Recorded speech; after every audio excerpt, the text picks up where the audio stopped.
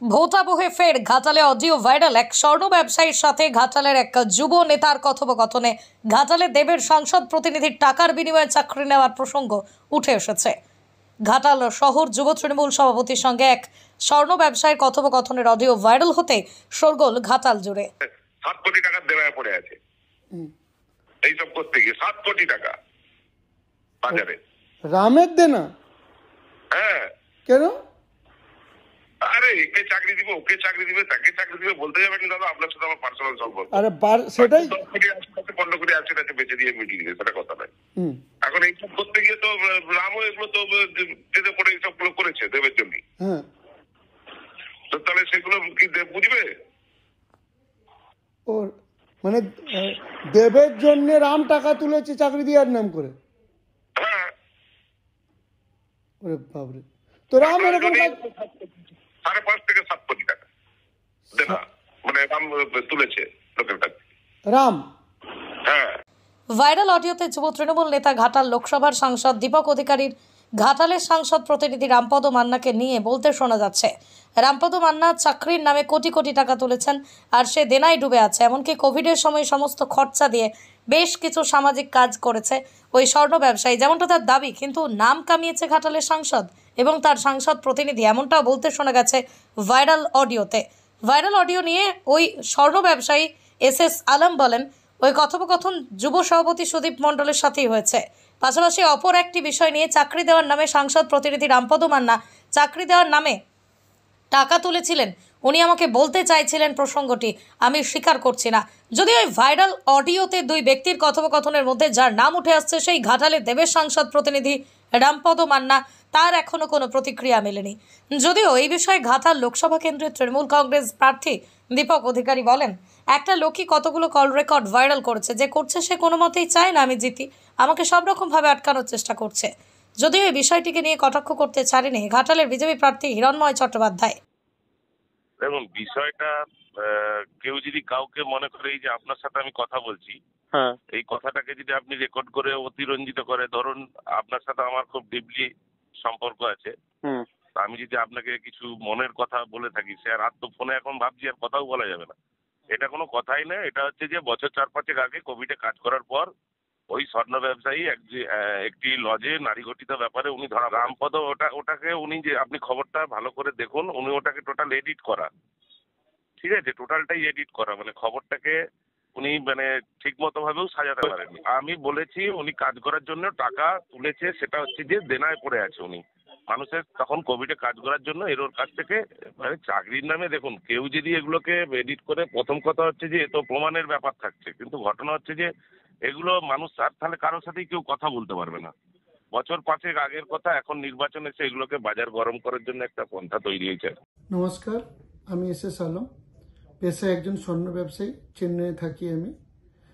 আজকে একটি voice recording viral হয়েছে, যে সম্বন্ধে এই তথ্যটা আমি আপনাদেরকে জানাচ্ছি যে এই ভয়েস মেসেজটি আমার এবং সুদীপ মণ্ডল ওরফে বোম্বা, ঘাটাল যুব সহসভাপতি তৃণমূল কংগ্রেসের, ওনার সঙ্গে এই কথাটা আমার অনেকদিন আগে হয়েছিল।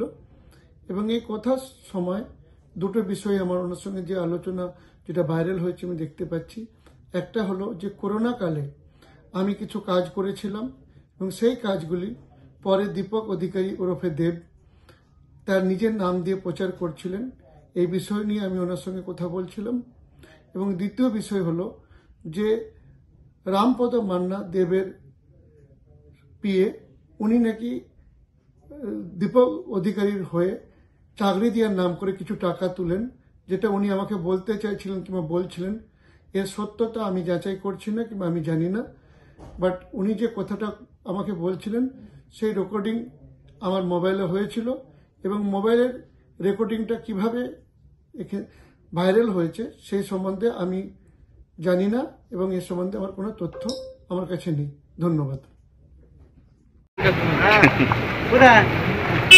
এই যে একটা লোকই বারবার কল, যতগুলো কল ভাইরাল হয়েছে ঘাটাল সোনার ব্যবসায়ী সেই করছে, সে চায় না হয়তো কোথাও কোনোভাবে কে আমি জিতি, সেজন্য সবভাবে চেষ্টা করছে আমাকে আটকানো বা দলে ক্ষতি করার জন্য। বাট আমার মনে এইসব ভাবে মানুষের মন কে জয় করা যায় না। ঘাটাল লোকসভা কেন্দ্রের মানুষ সুনিশ্চিত করেছে তৃণমূল কংগ্রেসকে ভোটটা দিতে চলেছে এবং 4 জুন সেই রেজাল্টটা পাবে এবং সেই সোনার ব্যবসায়ী পাবে, তারপর কেউ পাবে এবং যারা যারা ভাবছেন যে এইভাবে চিৎকার করে চেঁচামেচি করে এবং ষড়যন্ত্র করে যেটা যায়, আমার মনে হয় সেটা 4 জুনে তার রেজাল্টটা পাবে। দেখুন, মাননীয় শুভেন্দুবাবু এবং আমি গত 2-2.5 বছর ধরে একটাই কথা বলে আসছি যে এখানকার যিনি অভিনেতা প্রাক্তন সাংসদ, তিনি একটা সত্যিকারের পুরোপুরি আপাদমস্তক পা থেকে মাথা অবধি দুর্নীতিগ্রস্ত এবং তিনি চোর। সেটা প্রথমে ওনার দলের নেতা শঙ্কর দলই বলেছিলেন যে তিনি 30% কাটমানি নেন, আর আজকে যেটা পেলাম সেটা হলো যে ওনার যে ঘাটালের যিনি যুব সভাপতি, সেই যুব সভাপতিও বলছেন যে কোভিডের সময় উনি যে বলেছিলেন সেটা অ্যাকচুয়ালি উনি করেননি, একজন স্বর্ণ ব্যবসায়ী করেছিলেন, তার করা কাজটাকে নিজের নামে চালাতেন। এবং সেই স্বর্ণ ব্যবসায়ী ফেসবুকে লিখেওছেন যে তার কাছে সমস্ত ওষুধের বিল আছে, সমস্ত মাস্কের বিল আছে, সমস্ত অক্সিজেন সিলিন্ডারের বিল আছে, সমস্ত ভ্যাকসিনের বিল আছে, তিনিই করেছিলেন, বাট এই সাংসদ তার নাম দিয়ে চালিয়েছিলেন। এবং এই ব্লক প্রেসিডেন্ট কথা বলছেন যে এই সাংসদ শুধুমাত্র চুরি করে আর চুরি করে। এবং তিনি এটাও বলছেন যে তার যে পিএ, তাকে দিয়ে তিনি চাকরি দেবার নাম করে মার্কেট থেকে টাকা তোলেন। তার পিএ রামপদ মান্না 5.5 থেকে 7 কোটি টাকা খালি মার্কেট থেকে তুলেছে চাকরি দেবার নাম করে। ফলে যে কথাগুলো আমি আপনারা বলে আসছিলাম সেটা শঙ্কর দলই, তারপরে আজকে যুব প্রেসিডেন্ট, আর কদিন আগে ওনার পিএ সোনাচোর পিএ রামপদ মান্না, তিনিও একই কথা বলছেন।